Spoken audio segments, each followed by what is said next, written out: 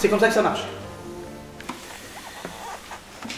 Je vais bien entendu sauter certaines phrases, mais on va essayer de prendre les phrases qui vont nous permettre de comprendre pourquoi, dans un autre livre qui s'appelle les Anhagat Abriyut, les règles alimentaires, les habitudes alimentaires du Rambam, sont 4 livres qui ont été écrits en arabe et qui ont été traduits par le Mossad Arav Kook à l'entrée de Yerushalayim. Quand vous venez de Tel Aviv, par l'autoroute, c'est sur la droite, il y a un bâtiment qui fait le rond comme ça.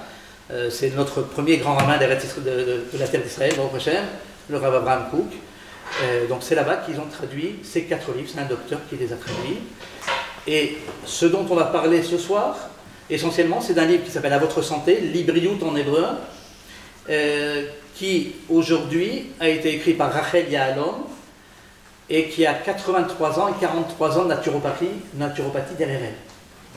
Est-ce que quelqu'un sait ce qu'est la naturopathie?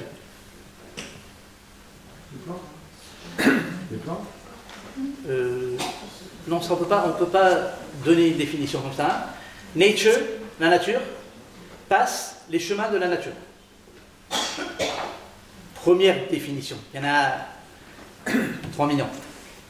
Mais essentiellement, on va avoir tendance à donner cette définition pour une chose bien précise. Un animal qui est blessé, qu'est-ce qu'il va faire? Allo, SOS, to be, or not to be? Non, il ne va pas téléphoner, il n'y a pas. Oui.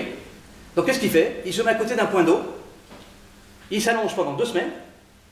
Oui. De temps en temps, il a soif, alors il se fait de maria, il va boire un petit coup. Et après, il va revenir, les cellules de son corps vont entièrement se renouveler et il sera en meilleure forme 2 semaines après. Est-ce que chez nous, ça peut être pareil? Bien sûr que oui. Le corps a donc des capacités d'auto-guérison de manière étonnante. Mais pour ce faire, il faut comprendre une phrase essentielle dans les Anagat Abriyut. Rov ha-machalot ba'ot miribouy ha-ma'achal. La majorité des maladies, la majorité, c'est pas 28% comme là votre président il a eu. La majorité d'après le Rambam, c'est 99%. La majorité des maladies, elles viennent par un trop plein de nourriture. On va en discuter, ça rentre dans l'objet du cours, donc on va en discuter, et vous allez comprendre qu'est-ce que veut dire trop plein de maladies, de nourriture. Deuxième réflexion du Rambam, qui est assez extraordinaire, mais ça c'est un peu plus du côté médical. Il dit comme ça, Achole, lo yachnis davar begufo, mache abari, lo machnis.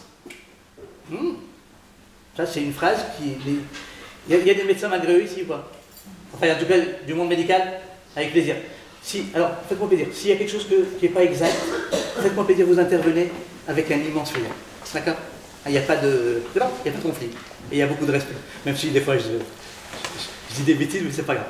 D'accord? Faites-moi plaisir, d'accord? Hein, c'est vraiment, j'y tiens, comme ça j'apprends des choses en même temps. Le malade ne rentrera pas dans son corps quelque chose qu'une personne en bonne santé ne rentre pas. Concrètement, depuis 4 ans et demi, je n'ai pas pris un médicament, et comme j'ai dit tout à l'heure, je ne suis pas mouru. Hein. Comme ça qu'on dit, non? Ça ne veut pas dire qu'il faut faire comme moi, hein. Attention, ne me faites pas dire ce que je n'ai pas dit. Mais en tout état de cause, dans tout ce qui est maladie commune, les angines, tout, on en parlera peut-être un petit peu si on a le temps. Les olam, lo yochal adam ela kshehu ra'ev. Un homme, alors quand je dis un homme, c'est un homme, une femme, hein, commencez pas, sinon je vais avoir des ennemis et eux. Un homme ne mangera que s'il a faim. Velo yishte ela kshehu tzameh. Et il ne boira, buvra, je ne sais pas comment on dit, que lorsqu'il a soif. Ah, première réflexion qui me vient à l'idée, est-ce que c'est encore valable de nos jours? Une question qui se pose tout le temps, mais c'était 900 ans en arrière, c'est pas bon maintenant. Oui, dans 98% des cas. Non, dans 2% des cas. Alors on va développer, et vous allez comprendre pourquoi je dis oui dans 98% des cas. Le'olam, lo yochal adam nakshu ra'ev, un homme ne doit manger que s'il a faim. Première question. Il y a deux façons de dire la faim, F-A-I-M, en hébreu.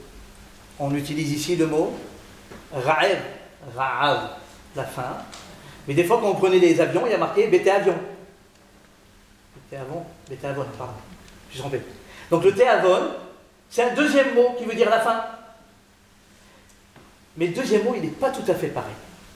Parce que bété avon, ça voudrait dire qu'effectivement, je passe devant une boulangerie et puis je vois un 1500 feuilles. Vous avez vous ici 1000. Nous on a 1500.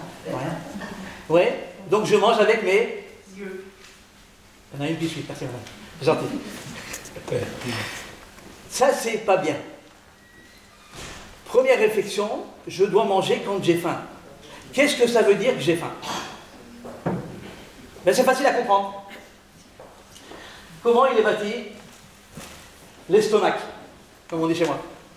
Eh bien, l'estomac, c'est comme ça. Vous allez comprendre, parce que c'est lié à une phrase qui est un petit peu plus loin, mais pour l'instant, je ne vous la donne pas. Alors, ça, en fonction de mes doigts, normalement, ça devrait être un repas. Le contenu d'un repas. À savoir, environ 750 grammes. Et là, ici, c'est le contenu d'un deuxième repas. Ça plus ça, normalement, ça devrait être le contenu normal d'un estomac. Et pourtant, non. Ah, il s'est planté, le Rambam. Regardez combien c'était extraordinaire, la Torah du Rambam. Je vais vous la citer, comme ça on n'est pas embêté. Ça veut dire?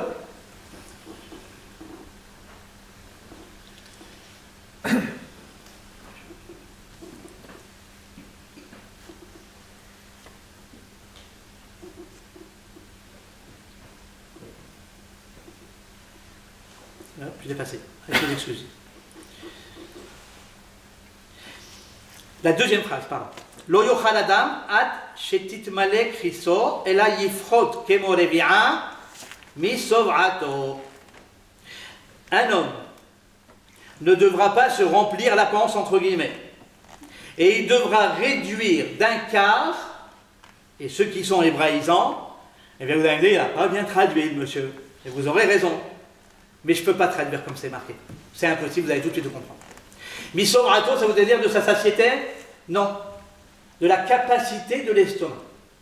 C'est comme ça qu'il faut comprendre, et je vous l'explique maintenant avec mes mains. Vous avez vu que tout ça, ça fait 1,5 litre. Ça, plus ça. L'estomac normal d'une personne fait environ 2 litres. Vous remarquerez 900 ans en arrière, qui nous enseigne qu'a priori à 1,5 litre, il y aurait une, entre guillemets, une limite psychologique à ne pas dépasser, qui serait la limite de satiété. Cette limite est très sensible chez les enfants. Vous allez remarquer que parfois, ils sont en train de manger, ils sont en train de bien manger, et d'un coup, j'ai plus faim, maman. Et quoi il reste dans l'assiette? Rien. Voilà. Alors, qu'est-ce qu'elle fait, la maman? Vous savez quelle est la station préférée de métro des mamans juives à Paris? C'est mange. Parce que mange mon fils, mange. C'est une erreur de vous, mesdames. Il ne faut pas recommencer ces petites bêtises avec les petits enfants. Je vous explique pourquoi. D'accord? Parce qu'en fait, l'enfant, cette limite chez lui, elle est très sensible. Donc, quand il a atteint cette limite, effectivement, il n'a plus faim. Si vous le forcez à manger, vous allez voir ce qui va se passer. Très simple. Vous avez tous fait des anniversaires des enfants, et vous avez tous gonflé des ballons, pour qu'on met Happy Birthday to you, ou je sais pas quoi. D'accord? Et au départ, quand vous gonflez le ballon, si vous restez comme ça, il ne gonflera jamais. On est obligé de mettre un grand souffle. A priori, il y aurait une barrière psychologique qui ne permet pas au ballon de se gonfler. Oui? Donc à partir du moment où je vais commencer à bien gonfler le ballon, ben, il va prendre forme. Et si jamais il tombe, mais que je veux le regonfler, a priori, cette limite a disparu. Parce que je n'ai pas besoin de reforcer. Ça suffira pour qu'il se gonfle. Et à l'estomac, c'est la même chose. En poids, c'est la même chose. Bien tout simplement que lorsque l'enfant, il vous dit j'ai plus faim, et que vous le forcez à manger même la petite quantité quelle qu'elle soit, eh bien l'estomac va commencer à prendre de l'importance. Il va commencer à s'agrandir.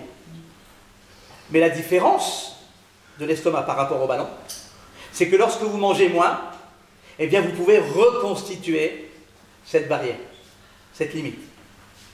Donc première chose qu'on va apprendre, c'est prouver scientifiquement que lorsque vous avez décidé de diminuer les calories que vous allez manger au cours de la journée, au cours de la semaine, au cours du mois, automatiquement, vous allez comprendre que vous allez vivre plus vieux. En 2 mots. Non, je n'ai rien dit. D'accord? Ça, c'est une première démarche scientifique qui est la vérité. Ça a été testé sur des millions d'animaux qui sont, derrière Hagar, vous n'en voulez pas, ils sont moins bêtes que nous. Ben oui, eux, ils savent ce qui est bon pour eux, qu'est-ce qu'ils doivent manger.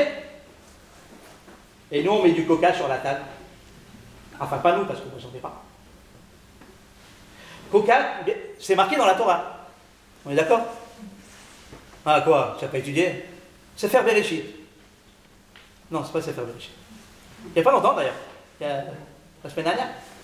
Machet Omar Lecha Sarah, Shma avec Cola. On ne dit pas Coca-Cola, on dit juste Cola, c'est tout. Ouais. Le corps, il a besoin de 2 carreaux de sucre par jour. Dans un verre que vous donnez à vos enfants que vous aimez, à nos enfants qu'on aime, il y en a 8. Pourquoi? Je suis méchant, pas bien ça. Prenez, jetez. J'ai pas encore compris pourquoi il y a une ashgacha pratique dessus, moi. Non. Prenez le coca et jetez. Est-ce que vous savez quand vous prenez un jus d'orange, 100% pur jus de fruits, qu'est-ce qu'il y a dedans? Il y a 1% de jus d'orange à 100% pur. Arrêtez. Je répète. 100% pur jus de fruits. Même Tropicana, hein? Number one. La même chose. Vous avez une très belle usine en France, vers Clermont-Ferrand. Vous pouvez vérifier. C'est eux qui fabriquent les 4500 jus de fruits que vous achetez, qui sont tous les mêmes. Il y a 3 bonbonnes. Une, c'est de l'eau pétillante. C'est bien. Une, c'est de l'eau. L'autre, c'est du sucre. Et l'autre, c'est des chimiques. C'est tout. Il n'y a pas autre chose dedans. C'est dur, hein? Donc chez nous, il y a de l'eau. Et on n'est pas mouru, hein? Et les enfants aussi, bah, ils savent que Shabbat, eh ben, c'est de l'eau. Et alors? On s'est engueulé? Bah ouais. Ça a été comme ça. Mais c'est papa qui décide. C'est pas, quand je dis papa, c'est papa et maman qui décident. Donc on se permet de vous dire que ce n'est pas les enfants qui doivent décider. C'est à vous de décider, mais sachez une chose, c'est que vous ne savez pas expliquer pourquoi vous n'obtiendrez jamais rien des enfants. À partir du moment où on explique, on obtient tout ce qu'on veut dans l'enfant. Il est beaucoup plus logique que nous en général. On continue, enfin on reprend le sujet. Le Rambam, il va nous enseigner donc que cette limite, effectivement, des 75% de la capacité de l'estomac, bien, je ne dois pas la dépasser. 2 raisons essentielles à cela. La première raison, vous avez tous une machine à laver le linge à la maison, je présume, et avec mes excuses, je ne vais pas la voir. Parce que je l'ai fait avant de venir. La première raison, c'est que si effectivement j'ai une machine à laver de 5 kg et que je mets 5 kg de linge, qu'est-ce que fait le produit, le savon, etc. Je ne sais pas comment vous appelez ça, le détergent, je sais pas, il fait comme ça, il fait comme ça, il fait comme ça, il fait comme ça, il fait comme ça. Normalement, il devrait faire comme ça pour arriver au centre. Il n'y a pas de place. Et il ne va pas au centre. Donc au centre, il y a des taches. Ça fait tache d'ailleurs. Oui. Eh bien, l'estomac, c'est la même chose. Le problème, c'est que dans l'estomac, eh bien, on a des conséquences qui sont énormes.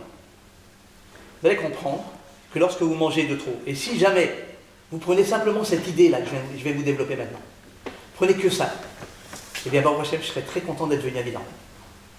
Derrière Hagat, je ne suis pas né très loin, il ne faut pas croire. Hein. Je suis né à Grange-Blanche. Et après, on est parti au Maroc. Bon, on s'est trompé, hein, mais c'est bien aussi. D'accord? Mais si vous prenez cette idée-là que je viens vous développer maintenant, alors je serais très content d'être venu ici. Simplement pour ça. Pourquoi? Regardez. L'estomac, bien, c'est un muscle qui ne fait que ça. Et la seule chose qu'il demande, c'est de pouvoir, en se mouvant comme ça, remuer son contenu. Donc ce qui veut dire que dans certains cas où on a besoin de certaines vitamines, eh bien si jamais j'ai dépassé cette limite de 75%, madame, à vos souhaits. Vous voulez boire? Si jamais j'ai dépassé cette limite, bien naturellement les sucs gastriques, quand ils vont venir pour nous permettre de décomposer les aliments, et vous allez comprendre au fur et à mesure, c'est pour vous. C'est différent. Ils frottent les enfants, ils frottent des référettes. Quand vous prenez vos cafés sur les gmarottes, vous n'avez pas le droit les enfants. Alors vous prenez quelque chose, vous faites comme ça. Oui. Parce que ça c'est kadosh, c'est un peu moins. Oui. Comme ça vous ne faites pas tomber les trucs de café. J'ai pas dit que les femmes elles étudiaient pas, hein. Commencez pas les commentaires là-bas. D'accord? C'est valable pour tout le monde, bien entendu. Donc qu'est-ce qui se passe? À partir du moment où les sucs gastriques ne peuvent pas arriver à la totalité de tous les aliments ne vont pas être décomposés, ils deviennent automatiquement des aliments étrangers par le corps. Le système immunitaire va de lui-même fabriquer des anticorps pour l'expulser du corps. Résultat des courses, c'est quoi une bonne alimentation? Avant toute chose, et c'est parce qu'il faut qu'elle se passe, comme je vous dis que je m'appelle Dahan, il faut que ça se passe dans les darons de sagesse. Ça veut dire quoi? Si vous avez compris qu'en mâchant les aliments, et que les aliments, quand ils rentrent dans l'œsophage, ils sont déjà totalement décomposés, ben, vous serez en bonne santé jusqu'à 120 ans, mais pas plus, il ne faut pas exagérer. Oui. Mais par contre, si vous ne comprenez pas que vous voulez manger, au milieu, ce n'est pas décomposé. Donc qu'est-ce qui va se passer? Toute la partie du milieu, elle va partir où? Elle va partir aux toilettes. Et normalement, qu'est-ce que doit nous amener l'alimentation? Ça doit faire le petit tour et ensuite remonter pour donner l'énergie dont on a besoin au cœur. Oui. Mais si jamais vous mangez un peu trop, deux raisons à cela. Là, j'étais chez ma cousine qui m'a servi une soupe numéro 1. Ça, c'est ce qu'on mange le soir. D'accord? Et elle m'a dit, ah, tu as aimé, mange une deuxième. C'est ça le danger. Le kiff, c'est la première assiette. Arrête-toi. Arrête-toi. Tu n'as pas besoin de manger beaucoup avant de dormir. Mais quand tu vas au restaurant, pizzeria ou ailleurs, j'ai rien dit, hein, je ne connais pas. Vous voyez? Qu'est-ce qui se passe? Tu veux un steak de 300 grammes. Ah, c'est bien. Hein? Et tu arrives là-bas, au bout de 100 grammes, j'ai plus faim. Elle va t'a payé. Crève ou crève, je mange. J'ai payé. Ça, c'est pas bon. Regardez ce que dit le Rambam. Rov ha-mahalot.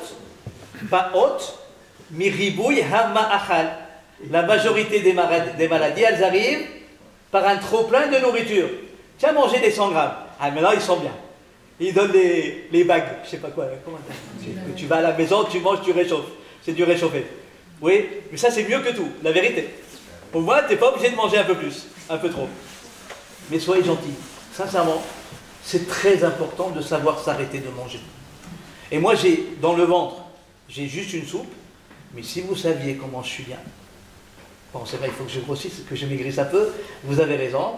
Mais depuis maintenant 4 ans, je ne peux plus faire de sport parce qu'il y a un gentil monsieur et il était avec son smartphone 5, 6, 7, 8, 9 et puis il ne pouvait pas faire autre chose que de conduire et de téléphoner. Et donc j'étais assis derrière la voiture et il nous est rentré à 70 à l'heure. Voilà. Il est gentil, depuis 4 ans, je ne peux pas travailler. Je le remercie beaucoup. Mais sachez une chose, c'est pas lui qui m'est rentré dedans. Boum. C'est pas lui qui m'est rentré dedans. C'est Akadosh Baruch Hu qui l'a envoyé pour me rentrer dedans. Pour que je me pose les bonnes questions. Tzarik levarech ala ra'a, keshem shem verachim ala tova. Il faut remercier le bon Dieu pour le mal comme pour le bien. Et ça, c'est quelque chose de très important. Surtout dans le domaine de la nutrition. Vous allez vous rendre compte qu'au début, de passer à le tout nutrition à 15% de nutrition, ça fait un vide. Mais sincèrement, quand vous arrivez, eh bien vous rajoutez 25 ans à votre vie. Et j'exagère pas, en tout cas, je le pense sincèrement, parce que c'est vraiment très important. Donc, première règle à avoir, c'est d'arriver à arrêter de manger dès que j'ai l'impression que bon, je ne suis pas bourré, entre guillemets. Il paraît que ça veut dire autre chose. D'accord? Derech Haga, puisqu'on a parlé de bourré, vous savez que certains Marocains, ils mangent moins de kazaïd de mésonotes, ils font la bracha harona, hein, à la maria. C'est pas vrai. D'accord? Alors on a vu maintenant jusqu'à quoi, qu'est-ce que je dois manger. Quand est-ce que je dois manger? Et là, c'est quelque chose d'exceptionnel. Notre corps est composé d'une horloge biologique. Ça veut dire que tous les organes fonctionnent simultanément et au maximum 2 heures par jour. Ce qui est exceptionnel, c'est que ces organes fonctionnent exactement comme il se doit pour me permettre de faire les mitzvot toute la journée. Et ça, c'est quelque chose qui apparaîtra dans le prochain livre. On en parlera, si vous me permettez, à la fin de la conférence. Et c'est quelque chose de fabuleux. De 5h à 7h, l'organe qui fonctionne à son maximum pendant 2 heures, c'est le gros intestin. Or, on s'aperçoit que si je veux faire la tefila, chutz mi hamakom, il faut que précédemment, j'ai pu aller aux toilettes. Et si je ne fais pas ça, notre tefila s'appelle To'eva, abomination. Alors attention, ça ne veut pas dire que le gars il ne peut pas y aller, il ne va pas faire sa tefila. S'il ne peut pas, il ne peut pas. D'accord? Mais je vais essayer, bien entendu, de faire tout pour me permettre d'y aller. Mais à ce moment-là, il va fabriquer ces enzymes pour nous permettre de pouvoir se libérer plus facilement. Et naturellement, il ne faut pas comprendre que si j'y vais pas de 5h à 7h, je vais être constipé toute la journée. C'est pas ça qu'il a dit, Daron.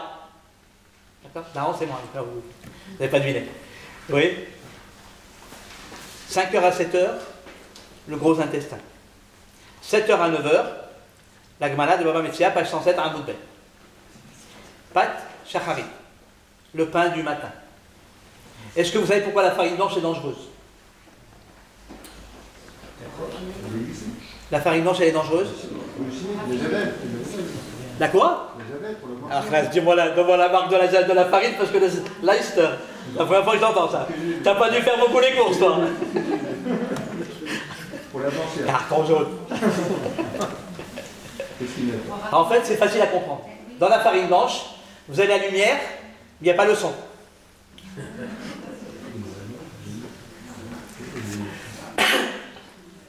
Alors le son, c'est un jeu de mots, bien entendu.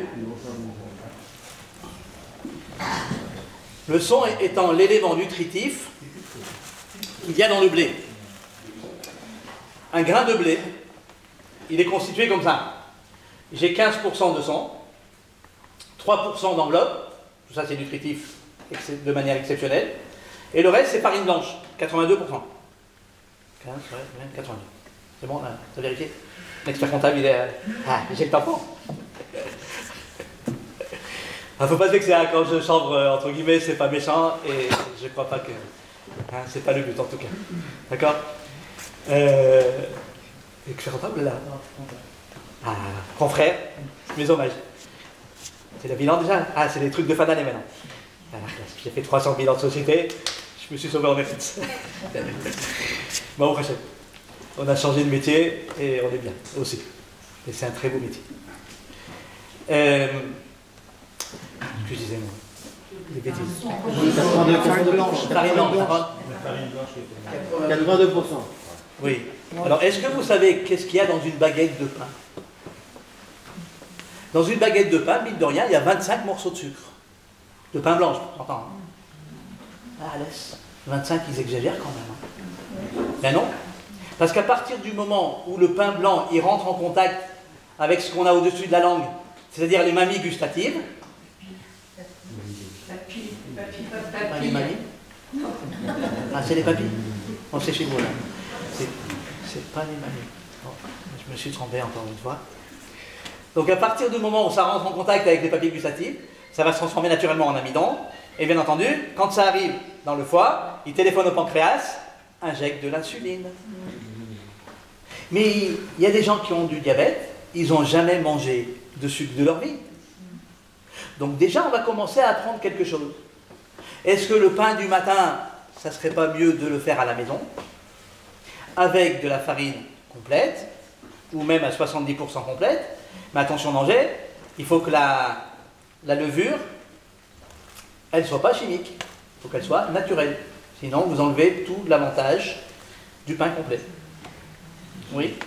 Donc, première chose, messieurs, quand elle fait le pain, maman ou madame, eh bien, vous prenez, vous filmez, et puis vous la repassez 200 fois parce que vous n'arriverez pas à comprendre comment elle arrive à sortir une pâte. Jusqu'à présent, on ne comprend pas. Et puis vous faites la même chose. Et vous aurez du bon pain toute la semaine. Je vais pas me faire des amis, là, en face de moi. Oui. Et même pas la même chose pour les gâteaux. Vous achetez des gâteaux. Il n'y a que des oméga 6 là-bas dedans. Nos enfants, que Dieu les protège. Un rapport normal entre oméga 3 et oméga 6 devrait être de 1 pour 4, voire 1 pour 5. 1 oméga 3, 5 oméga 6. Chez vos enfants, il est de 1 pour 70.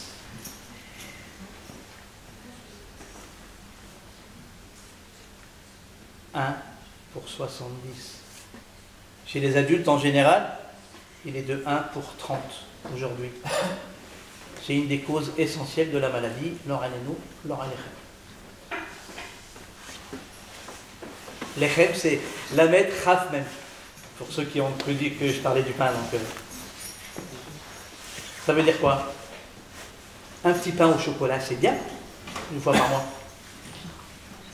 Mais le lendemain, il ne faut pas prendre le croissant, puis après le pain au raisin, puis après le millefeuille, 1500 feuilles, et puis après le... Ça, c'est dangereux. C'est très dangereux pour la santé. Le problème, c'est que si on fait ça pendant 40 ans, oh, il n'avait rien, il était vachement bien ce Shabbat, et puis dimanche, il a eu une crise, il est mouru de lundi, pauvre. Vous croyez que ça ne faisait pas 40 ans qu'il avait un problème? Ou ça vient de se déclarer? Je m'en fous, je mets l'argent à tout le monde, c'est pas grave. M'en voulez pas, mais sachez que c'est pas méchant. Je suis aussi parfois et souvent dans des centres hospitaliers. Donc je ne veux pas sortir de là en disant lundi on ne va rien manger. Non, on mange bien les enfants, nous. Mais par contre, quand vous faites les choses à la maison, il y a ne serait-ce que 50 ans, tout était fait à la maison. Il y avait 10 fois moins de malades, 10 fois moins de malades, 10 fois moins de souffrance. Alors c'est vrai que les progrès en chirurgie ont été exceptionnels depuis 50 ans. Les progrès en hygiène ont été exceptionnels. Mais nous, on est moins intelligents que les animaux. Je suis dur, hein? Vous avez raison de m'engueuler, vous avez raison. Mais je m'en fous, je le dis, je le pense. Et je me mets dedans, ne vous inquiétez pas. Hein. D'accord? Allez. Le pain, on en a parlé. Qu'est-ce que nous enseigne le Rambam il y a 900 ans en arrière? C'est quelque chose d'extraordinaire. Il nous enseigne que le pain complet, il nous enseigne que le pain complet, il dépend tout simplement du moment où on va détacher le grain de la tige. Ça veut dire que pour bien comprendre ce que dit le Rambam, il nous enseigne que si je détache le grain trop tôt ou trop tard, a priori ce pain complet ne sera pas complet comme il se doit. Comment ça se matérialise ici? J'en sais rien. Vous n'en voulez pas, mais il faudrait carrément aller voir les agriculteurs pour leur demander, avec mes excuses, il faudrait aller voir les agriculteurs pour leur demander à quel moment ils enlèvent le grain. Ça, c'est pas évident, mais nous, on a plus de facilité en Eretz. Ah, classe.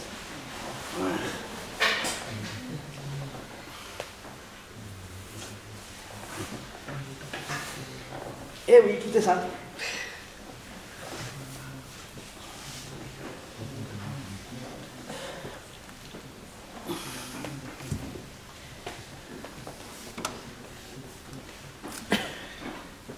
Donc ça, j'en sais rien.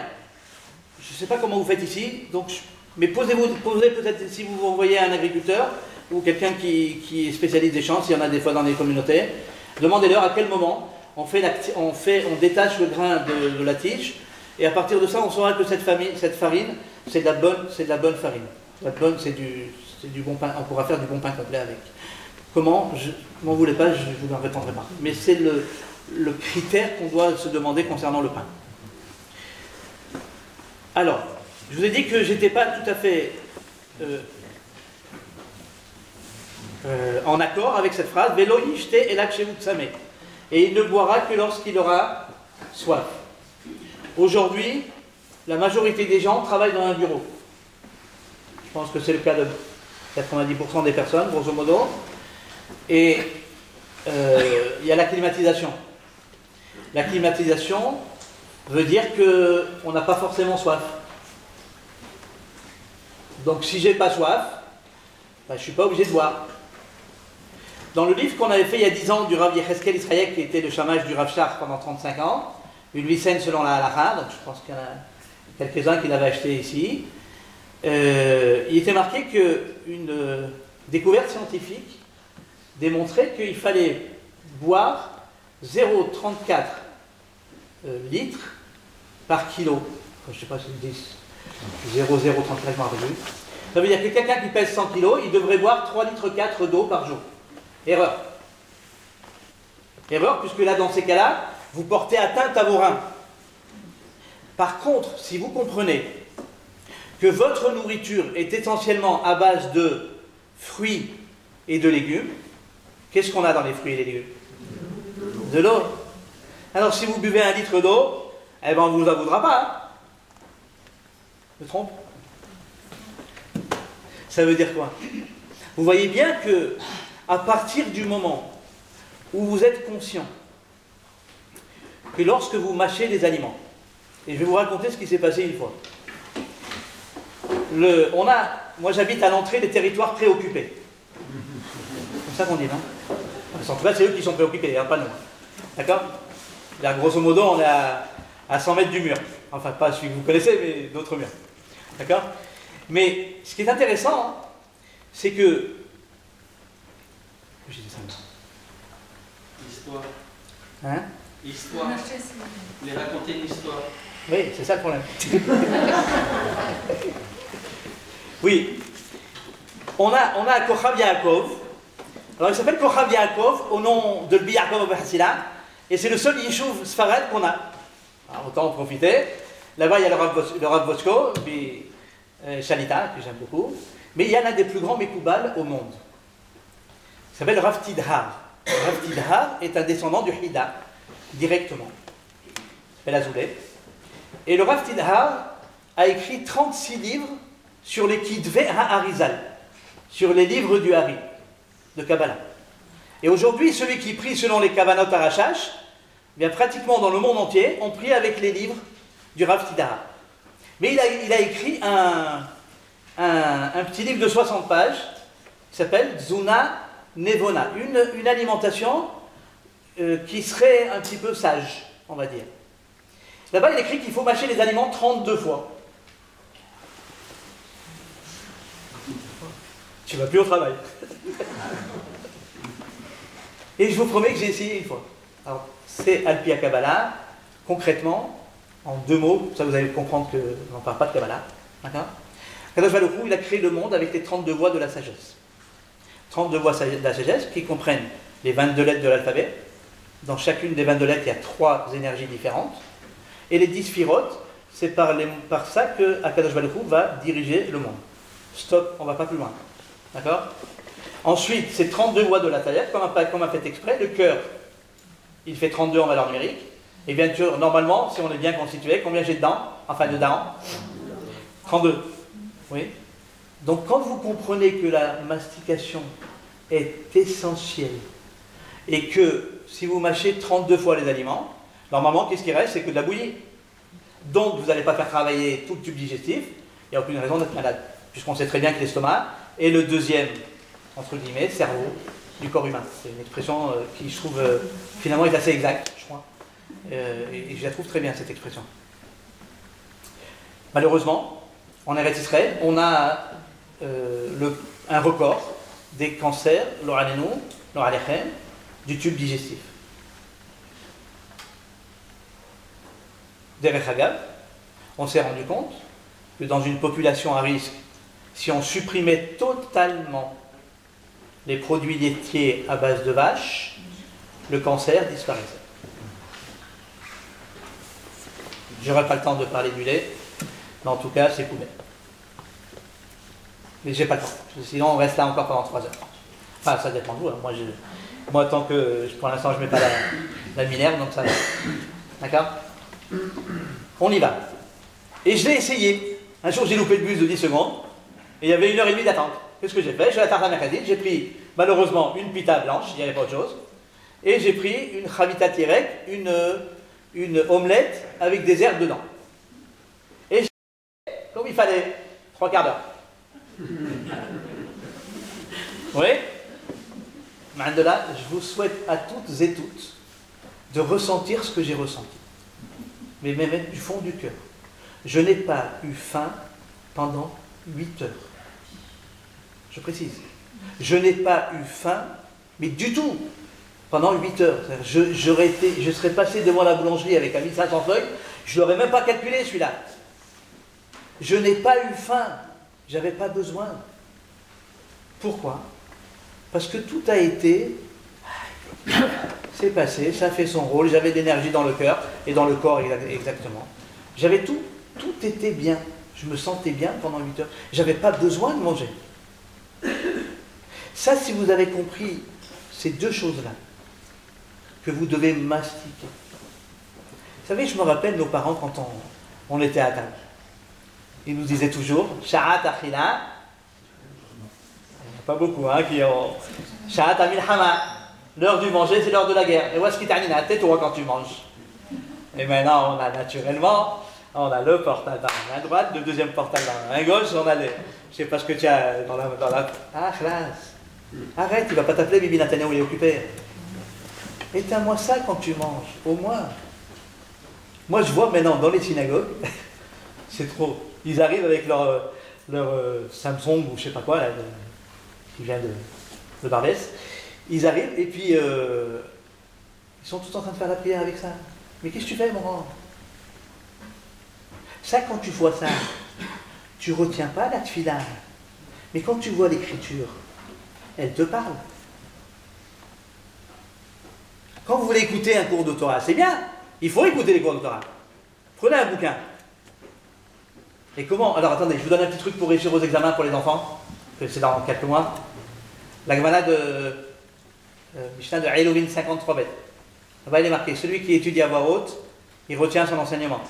À voix basse, il oublie son enseignement. Ah, ça fait 2000 ans. C'est pas bon leur truc, ça. Pas d'actualité. À Arachim, parce que j'ai cette chance d'être conférencier à Arachim, je les embête depuis un peu plus de 22 ans maintenant. À Arachim, on a fait un petit test, il y a 26-27 ans, je crois, de ça. Et on a posé à, je crois, 10 000 médecins 100 questions après 7 ans d'études. D'après vous, madame, ah, d'accord, tu ne fais pas médecin malgré lui. Enfin, malgré elle, parce que vous...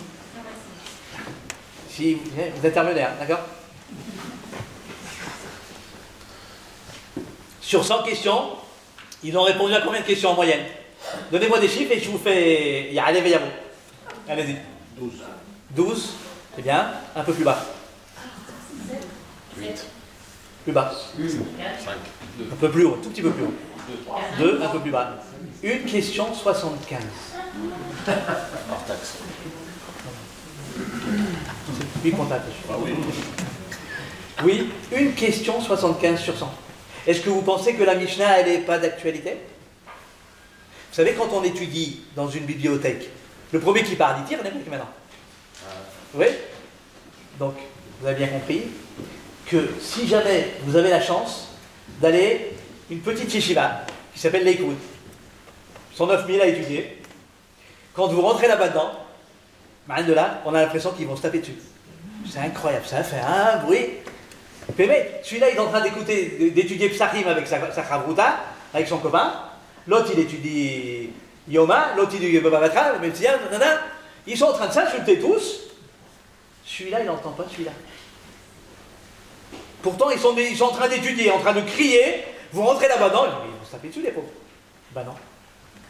Comprenez mieux la Mishnah il y a 2000 ans. Elle est tellement d'actualité. Eh bien, quand vous avez un problème, et nous, des fois, on en a parce qu'on nous téléphone, dépêche-toi, tu as une conférence demain matin à 10h. Laisse-moi tranquille, j'ai pas envie de prendre l'avion à 2h du matin. C'est tu te débrouilles. C'est quoi le sujet? On l'a jamais traité. Qu'est-ce qu'on fait? On prend un bouquin, on l'apprend par cœur, à haute voix, énigme arithmétique. Alors, combien de fois on doit le lire? Eh bien, on doit le lire 4 fois, à voix haute. Pourquoi? Parce que la Gemara, elle est 4 lignes entières, et au bout de ces 4 lignes, elle va s'ouvrir, Gemara, Rashi, Tosfot. Et donc, on va prendre ces 4 lignes-là, et on va les lire à voix haute. Et pourquoi on les lit à voix haute? Quand est-ce qu'on reçoit les 10 commandements? Quel paracha? Yitro, Nachon. Il n'y a que les thunes qui la reçoivent. Eh bien, quand on reçoit la Yitro, comment elle commence la paracha? Vous avez commencé, ça va. Allez, comptable. Comment elle commence la paracha? Vaishma Yitro, Choel Midian. D'accord? Vaishma, il s'est entendu. Il a entendu. Ah, si vous vous entendez, logiquement, il n'y a pas besoin d'essayer de l'apprendre par cœur.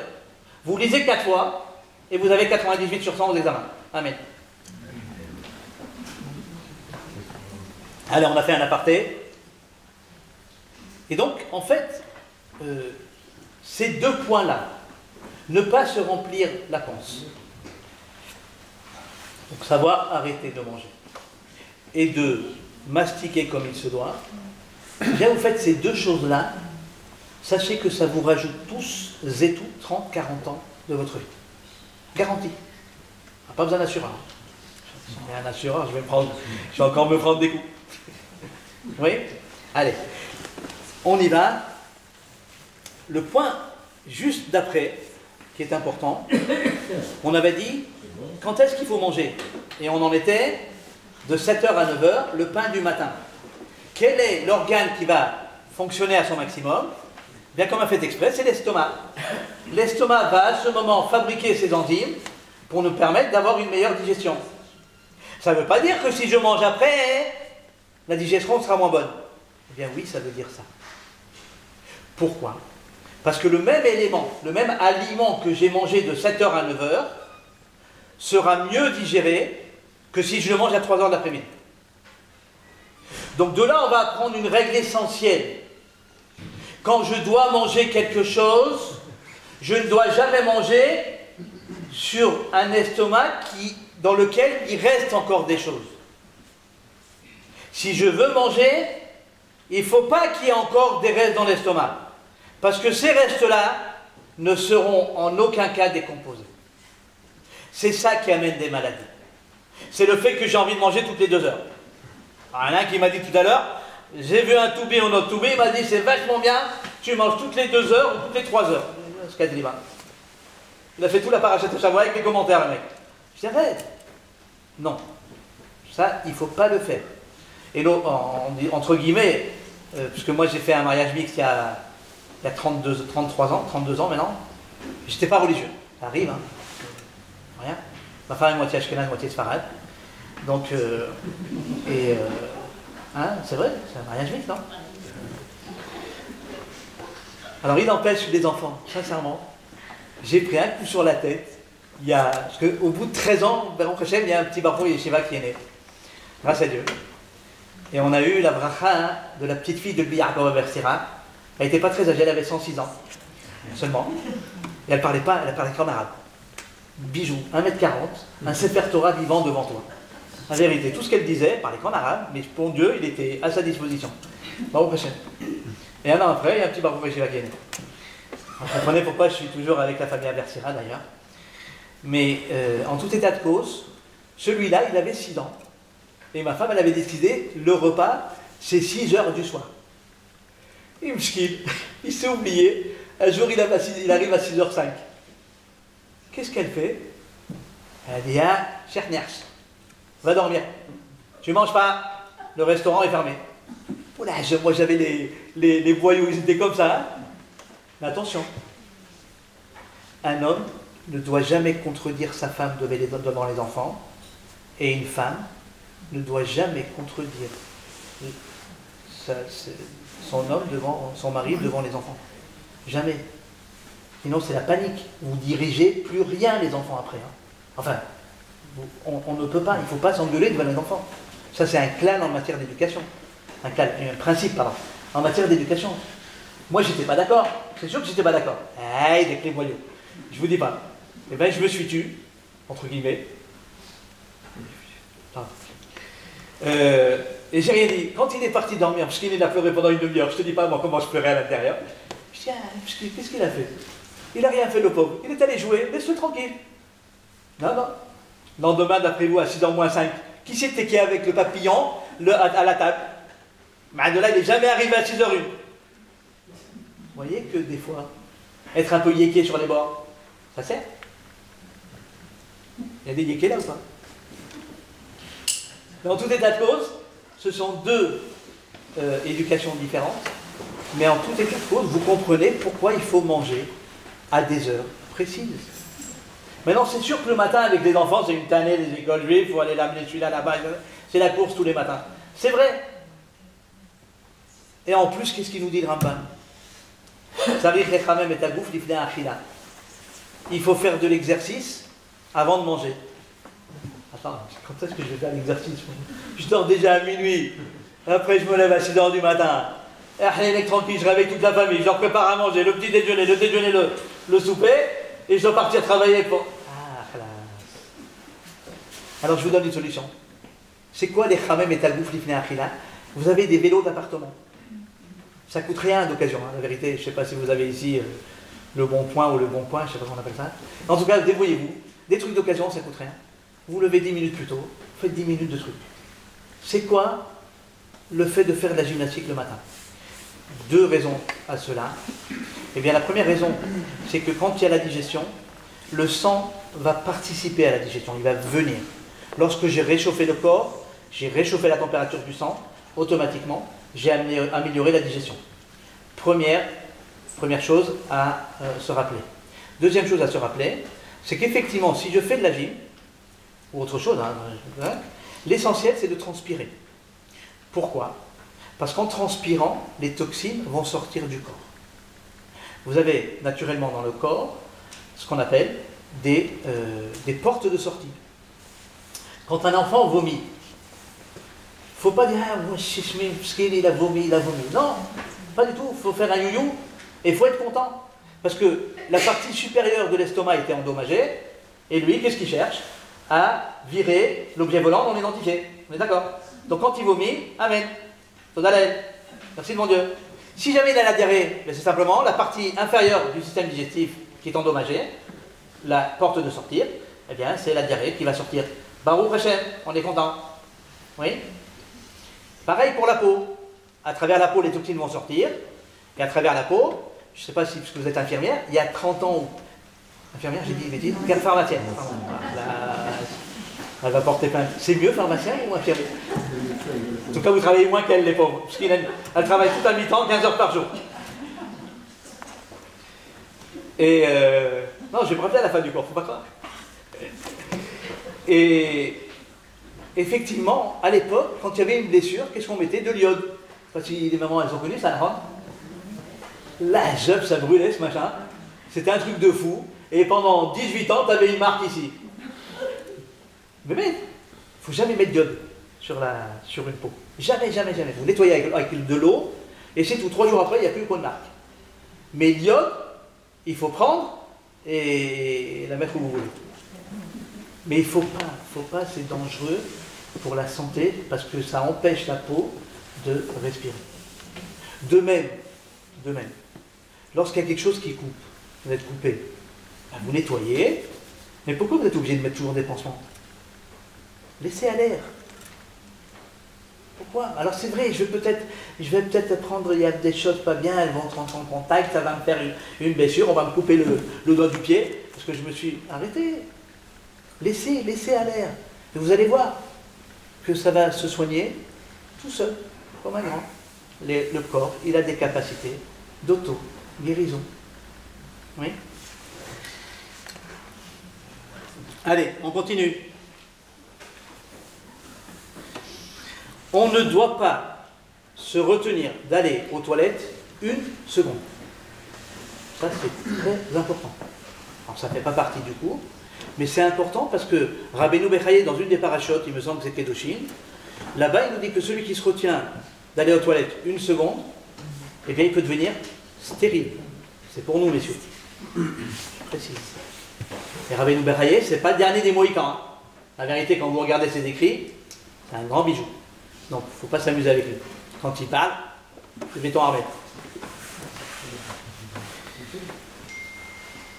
Alors, on a donc parlé de l'estomac qui, lui, va être au maximum de ses capacités de 7h à 9h. Oui. Chose intéressante, de 9 à 11, on ne va pas s'apesantir dessus, c'est la rate en général. Et de 11 à 1h, c'est le cœur. Intéressant.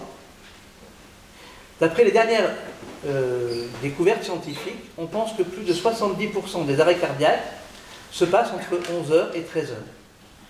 C'est juste le moment où le cœur est au maximum de ses capacités. Alors si vous avez des rendez-vous, ça paraît que si vous allez manger, ça y est, la job, non, commencez pas à voir tout noir. C'est pas ça l'idée. Mais en tout état de cause, la rendez-vous à midi, mettez le rendez-vous à 1h, ou arrivez à 1h en retard. Vous téléphonez avant, par mesure de précaution. D'accord? Voilà. Il ne faut pas s'inquiéter, il ne faut pas exagérer quand même. Maintenant, qu'est-ce que je vais manger au repas? Allez, un petit cours sur les incompatibilités alimentaires. Concrètement, lorsque dans un même repas, je fais intervenir 2 sucs pour la digestion, dans 2 minutes vous allez tous comprendre. Le premier qui est sucré, qui s'appelle la salive, et le deuxième qui est acide, qui s'appelle les sucs gastriques. L'un va annihiler l'autre. En bon français, vous prenez un steak frites. Il ne faut pas prendre de steak frites, hein, on est d'accord. Mais je vous explique pourquoi il ne faut pas le prendre. D'accord? Les frites, c'est ce qu'on appelle un féculent. Le féculent, il est décomposé par la salive, qui est sucrée. Oui? Si au cours d'un même repas, je fais intervenir les sucs gastriques pour digérer le steak, alors l'un va annihiler l'autre. 2 cas de figure se présentent. Et je pense que là, quand vous allez comprendre ça, vous allez commencer déjà à changer les steaks frites. Premier cas de figure, j'ai mangé plus de viande que de steak, que de frites. D'accord? Donc naturellement, les frites ne vont pas être décomposées. Elles vont arriver, déjà c'est en amidon, elles vont arriver au foie. Le foie va téléphoner au pancréas, injecte de l'insuline. Automatiquement, ça s'est transformé en sucre. Puisque la salive a été annihilée par les sucs gastriques. Deuxième cas de figure, et ça c'est beaucoup plus intéressant, mais vous verrez les résultats 3-4 mois après. j'ai mangé moins de viande que de pommes de terre. La viande ne va pas être digérée, elle arrive au foie. Si le foie a déjà 60 grammes de graisse à l'intérieur, eh bien il envoie le bébé, donc le steak, entre guillemets, la graisse du steak, qui s'est transformé plutôt, le steak qui s'est transformé en graisse, il va l'envoyer où? Dans les articulations. Il y en a une qui suit, c'est bien. D'accord? Ça veut dire quoi? Ça veut dire arrêtez avec les picouzes là, à chaque fois. Vous avez des problèmes aux articulations? Bien, changez l'alimentation, les enfants. Mais c'est vrai qu'on est pressé. Moi, au bout d'une semaine, je ne veux plus avoir de problème aux articulations. Au bout de 3 mois, 4 mois, vous voyez les résultats. Les problèmes articulaires, ils vont chez nos amis. Amen. D'accord? J'ai rien dit, hein. Comment ça va? Oui? Ça veut dire quoi? Mais c'est des cas concrets qu'on voit tous les jours, nous. Hein. Donc ça veut dire qu'il ne faut pas mélanger les féculents avec les protéines, c'est ça? Exactement. Ça veut dire que maintenant, vous allez comprendre une chose, le steak ou le poisson, naturellement, c'est la même chose. Ou le poulet, c'est la même chose. Ça ne se mangera jamais avec la pomme de terre, avec le riz et avec les pâtes. Allez. Mais je vais me faire assassiner quand je vais rentrer. Oui. On a tout faux. Je me fais assassiner ou pas? Non, mais on a tout faux. Non, attendez, est-ce que tout le monde a compris la raison pour laquelle je vous demande de changer? C'est pas, j'ai pas de restaurant. Oui, c'est pour ça que voilà qu'à votre madame. Je précise, dans un même repas, lorsque je fais intervenir 2 sucres qui vont permettre de décomposer la nourriture, l'un qui est la salive qui est sucrée et l'autre qui sont les sucres gastriques qui sont acides, lorsque dans un même repas les 2 sucres interviennent, eh bien les sucres, l'un va annihiler l'autre. 2 cas de figure se présentent. Je mange des féculents par exemple, qui sont tous décomposés. Féculents, ça veut dire pommes de terre. Derrière la pomme de terre, il n'y en a plus chez moi. Par contre, batata haloua, les enfants, vous pouvez y aller, c'est très bon pour la santé. Quand tu parles pas l'anglais, toi? Franchement. La patate douce. 2e carton jaune. Non, c'est moi qui vais.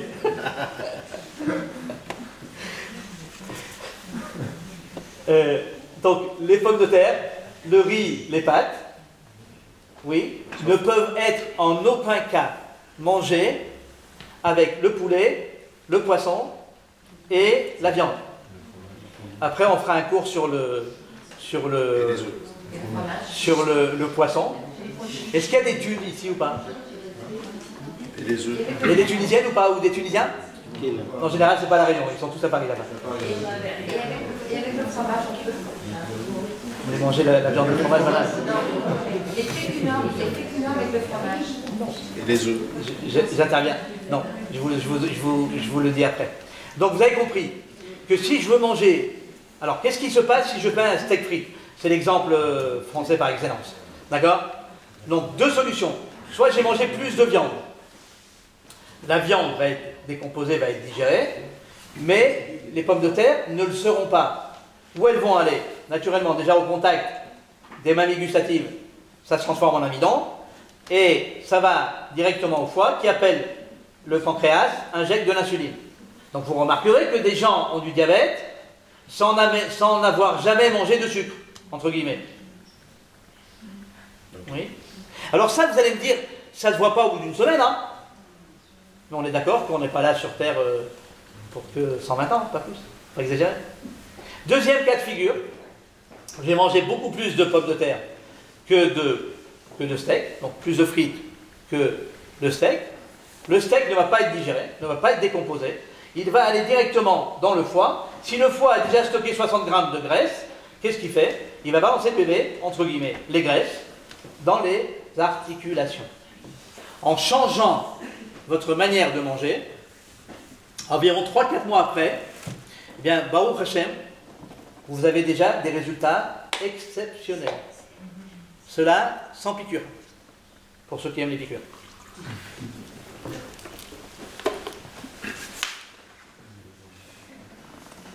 On remplace par quoi alors? Et le riz complet. C'est la question que j'attendais. Très bien. Merci. Le riz complet, les pâtes complètes. On y va. Ça veut dire pas de couscous, pas de tafila. Mais couscous, tu peux le manger, tu as envie tout seul. Et les féculents avec la viande. Non. Alors, Et les œufs. je réponds aux questions. Avec mes excuses, hein. Des fois, je suis obligé.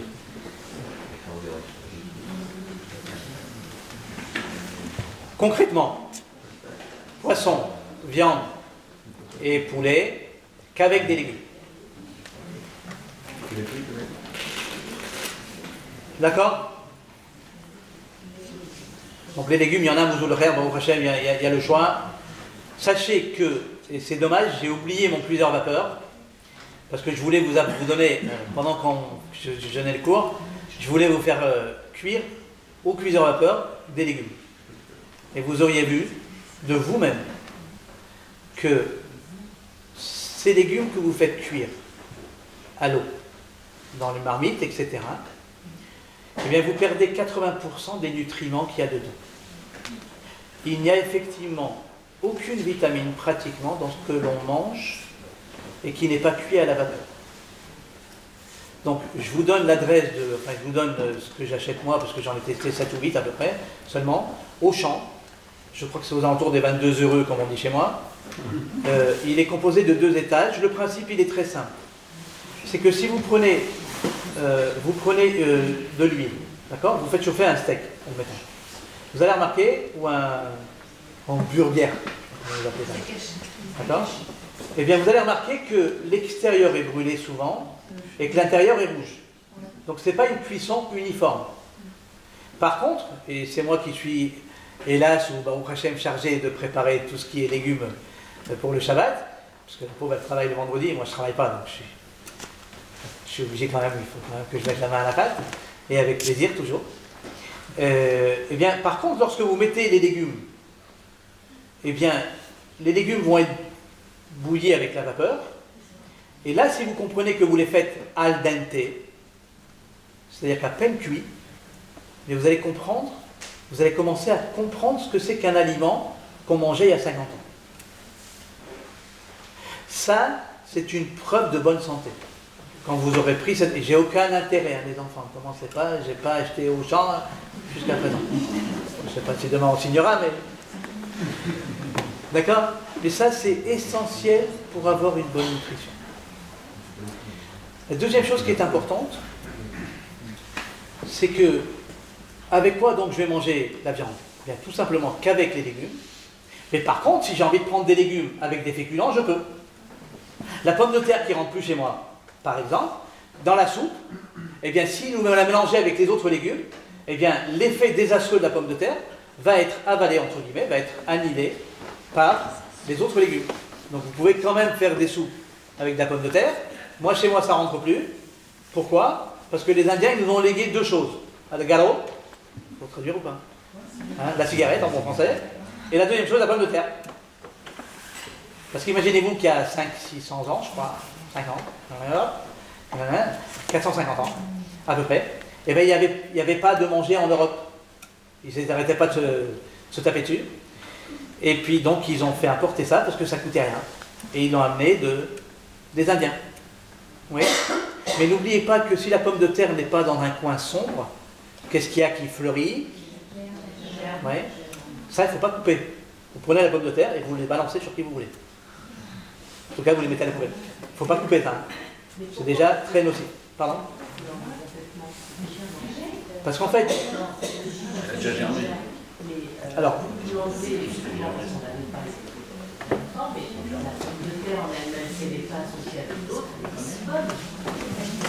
Ah, alors, non, parce qu'en fait, elle se transforme systématiquement en amidon, donc en sucre. Donc c'est la raison pour laquelle ça ne rentre pas chez moi. D'accord? Et parce que maintenant, il faut arrêter. Il y a un moment donné où effectivement, à partir d'une quarantaine d'années, je pense qu'il faut être conscient que deux choses sont mortelles, le sucre et le sel. Il y a une troisième chose aussi qui n'est pas bonne à manger. Le reste, il est bon, hein? C'est la Gemara de Brachot, page 40, Amoud Aleph. Donc je vous cite les sources, comme ça vous pourrez les voir. La Gemara, elle est comme ça. Vous faites la moitié et 2 phrases en dessous. D'accord? Comme ça, vous pouvez y aller, vous tomberez dessus. La Gemara de Brachot, 40 pages, la première page, là-bas elle écrit qu'il ne faut pas manger des gros poissons. Et que celui qui mange des petits poissons, ça, il ne sera pas malade au niveau des intestins. Le Rambam, il est cholek à ce niveau-là. Et il dit que même si tu veux manger des petits poissons, n'abuse pas. Mais pourquoi la Gemara, elle a écrit ça il y a 2000 ans? Les eaux, elles étaient bonnes. A priori, il y a 2000 ans, il n'y avait pas toute l'industrie et toute la pourriture qu'il peut y avoir maintenant aujourd'hui au niveau des océans. Oui. Alors pourquoi elle a écrit ça, la Gemara? En fait, en examinant les glaciers, on s'est rendu compte qu'il y avait beaucoup de mercure dans l'eau. C'est-à-dire qu'il y a des pics au niveau des saisons, des années et des périodes où il y avait des pics non pas que de mercure, mais de fer, etc., qui, par la pluie, tombaient dans les eaux où se trouvaient les poissons. Qu'est-ce que fait le poisson toute la journée? Attention, c'est pas vulgaire. D'accord? Il mange. L'eau va rentrer, va ressortir, mais par contre, le mercure, lui, va être sur la chair du poisson, et elle ne sort pas de la chair. Ce qui veut dire que, quand vous voulez manger du thon, par exemple, eh bien, le thon, c'est quoi? C'est le plus gros des poissons qu'on a, que ce soit en boîte ou pas en boîte, hein, d'accord? Mais vous voulez manger du thon, il faut comprendre, qu'est-ce que fait le thon? Il va manger les moyens poissons, qui eux ont déjà mangé les moyens, les petits, les tout petits, les tout petits, les tout petits. Donc le taux de mercure va être exponentiel, et pour vous donner un ordre d'idée, dans un thon, on a 0,391 ppm, c'est la notion de quantité là-bas. Si vous prenez déjà un saumon, vous n'avez plus que 0,022. Il y a 15 fois moins de mercure que dans le thon. Si vous prenez la sardine, vous savez que c'était le plat préféré il y a quelques années des empereurs en Russie. Oui, parce que la sardine à l'huile. Oui. Donc lorsque vous prenez des sardines, bien sûr à l'huile d'olive, hein, c'est important, eh bien la sardine elle a 0,013. Donc regardez la différence entre un thon et une sardine, c'est énorme. Donc si vous voulez prendre un rouget, vous voulez prendre le bouli, mulet, c'est des petits poissons, donc vous pouvez en prendre en quantité.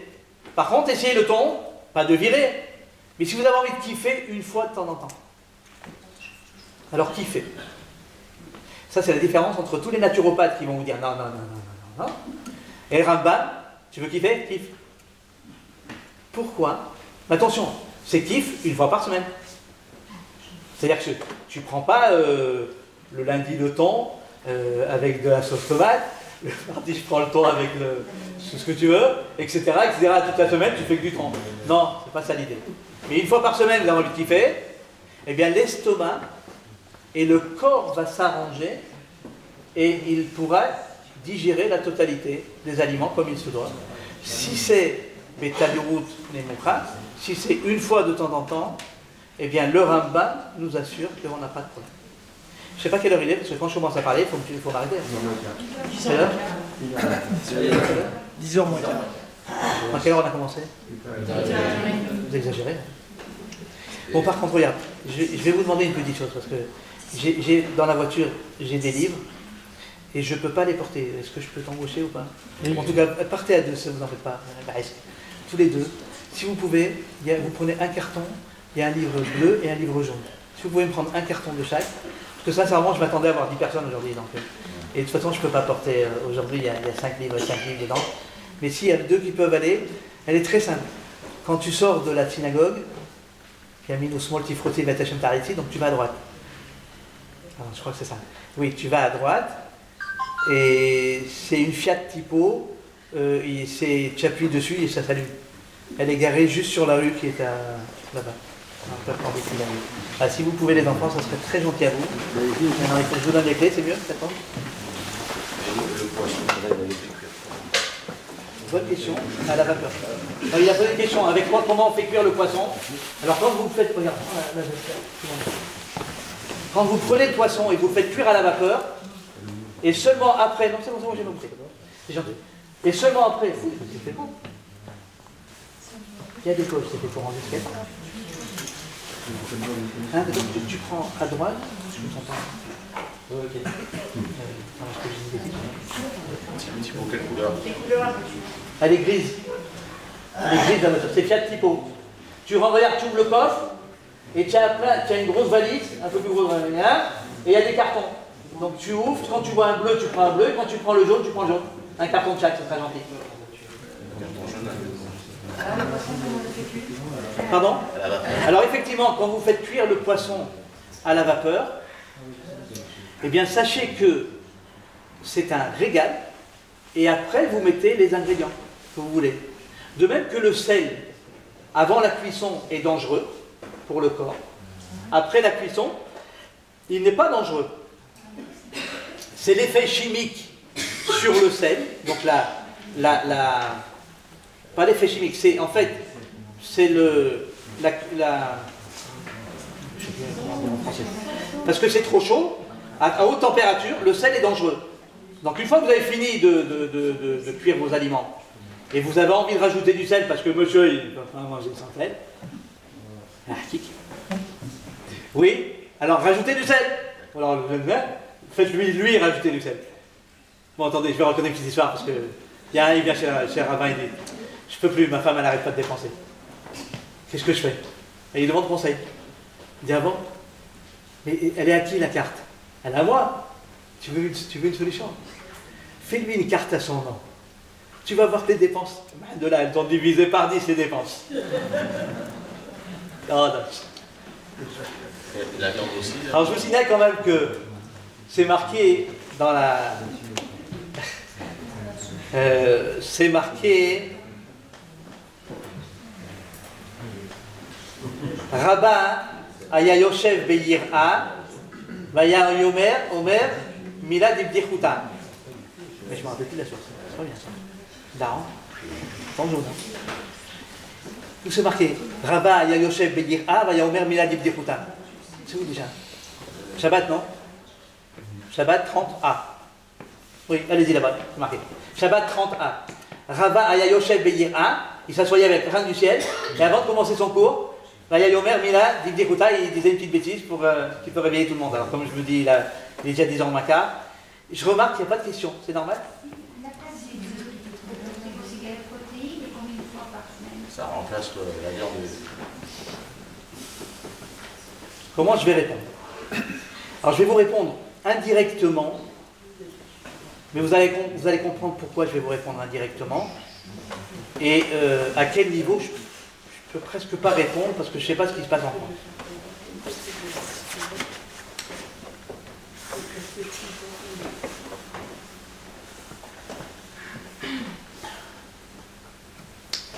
Il y a une organisation qui est en France qui s'appelle Blanc-Bleu. C'est une organisation exceptionnelle chez les non-juifs qui garantit que les vaches ont été broutées dans l'herbe et que les poulets, ils ont été broutés dans l'herbe, enfin ils veulent, ils ont mangé des bons grains plutôt, c'est mieux, et que tout ce qui va donner des belles vaches, eh bien normalement, il n'y a aucun problème au niveau de la viande de cette vache-là. D'accord? De même qu'aujourd'hui, malheureusement, quand vous voyez maintenant fromage fabriqué en Normandie, oui, il est en grande partie fabriqué en Normandie. Malheureusement, le lait il vient de Chine.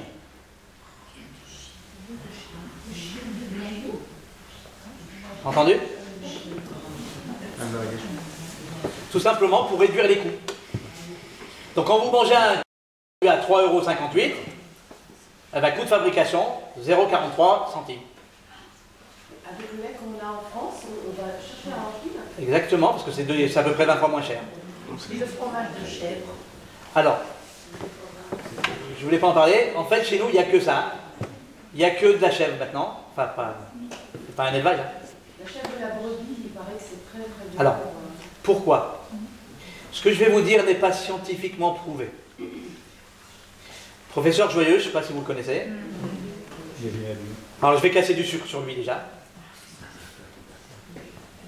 C'est tout professeur joyeux qu'il est, tout grand professeur qu'il est, mais il dit des bêtises parfois plus gros que lui. Et je pèse mes mots. Je ne sais pas s'il y en a qui ont entendu parler de la méthode Shelton. Méthode Shelton consiste à virer tout produit chimique qui se trouve dans notre corps. Première démarche, chimio, non. Pourquoi? Parce que là, elle ne fait pas la différence entre les cellules saines et les cellules cancéreuses. Elle tire dans le tas. Seulement le problème, c'est qu'après, les dégâts sont parfois irréversibles. Il y a une médecine, alors c'est vrai que je dévie un petit peu peut-être, mais n'en voulez pas. Mais en tout état de cause, voilà ce qu'il faut faire quand vous avez un cas, même désespéré. Il n'y a jamais rien de désespéré. Vous prenez un avion et vous allez en Hollande. Là-bas, c'est autorisé de se soigner 8 fois mieux de la maladie. Ce qu'on appelle la médecine, vous avez trouvé? Du premier coup, ça fait 1 heure qu'ils sont partis.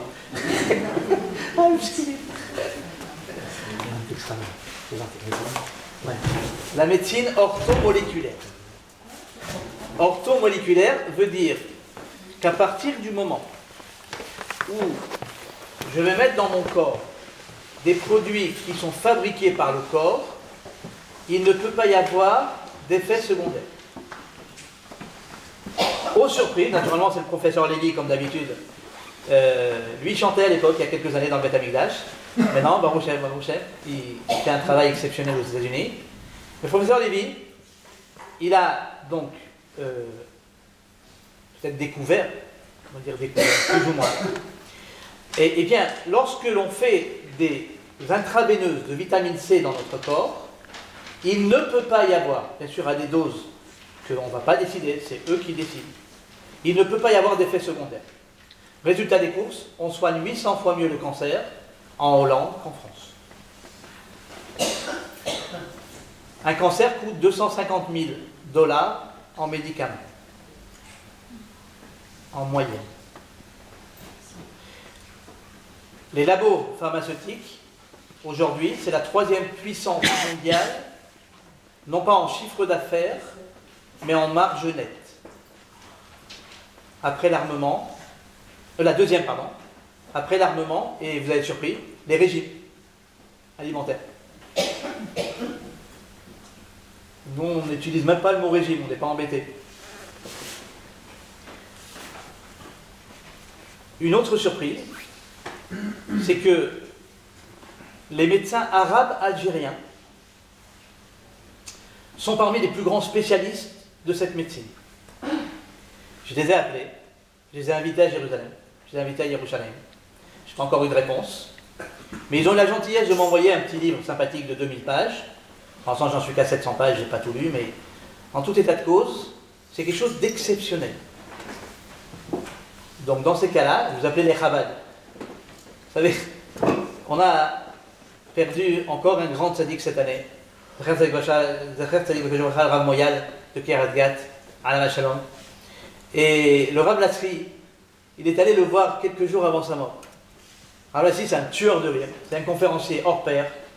Et quand il a perdu un enfant à l'âge de 19 ans, je crois, ou 18 ans ou 19 ans il avait, il est allé, il a réconforté les gens. Une émouna exceptionnelle. Quelque chose de très peu commun. Il est allé voir le Rav Moyal quelques jours avant son quitter, et il lui a dit, est-ce que tu sais la différence qu'il y a entre un Chabad et un Breslev?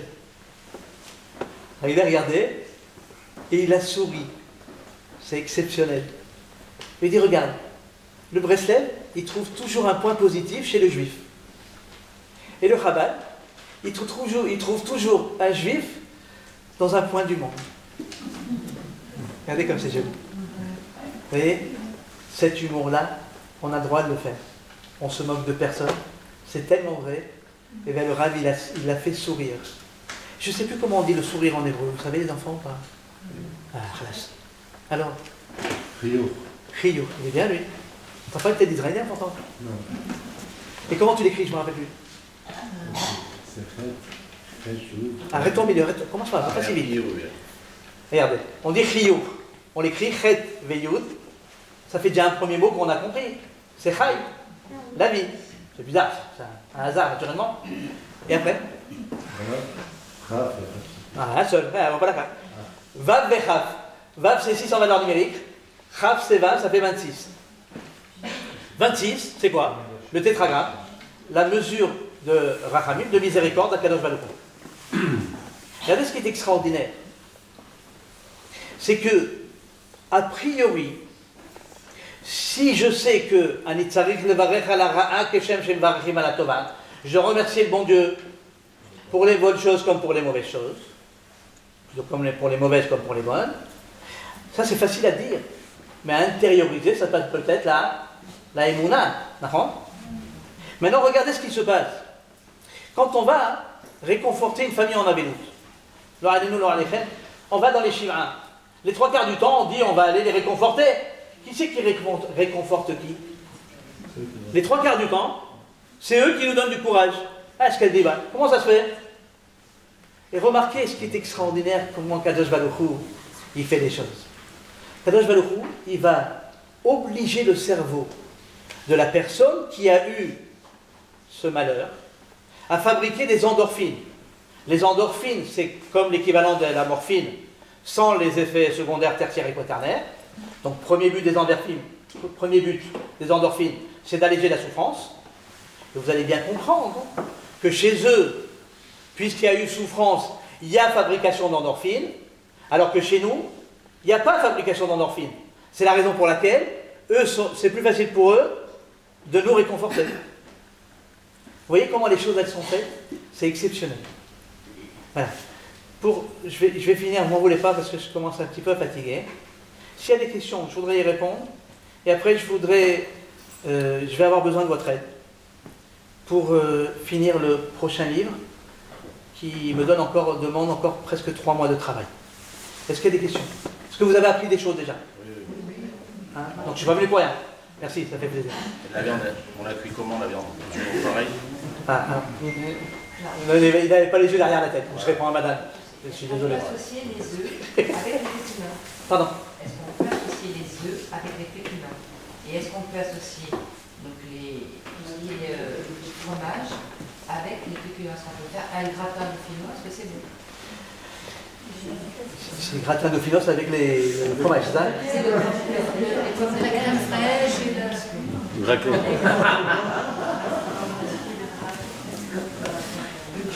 Non, alors m'en voulez pas parce que je sais qu'ici c'est la spécialité. En plus. Les pâtes à la crème, c'est la même chose. Exactement.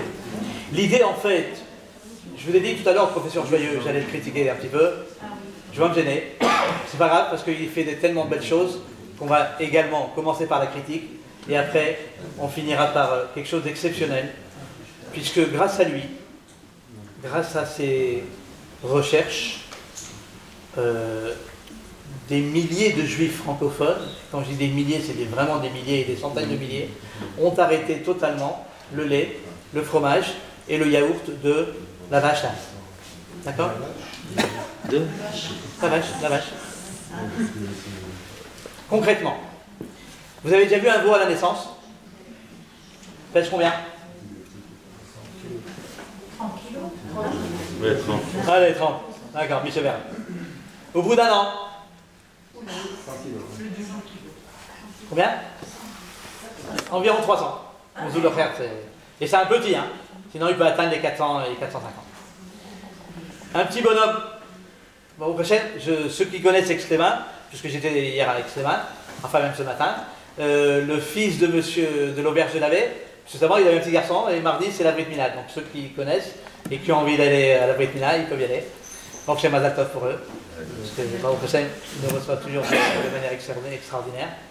Je fais de pub, un peu de pub, hein. Je suis payé pour ça d'ailleurs. Et donc en fait, qu'est-ce que nous dit donc un bébé, au prochain, il fait environ 3 kilos à la naissance.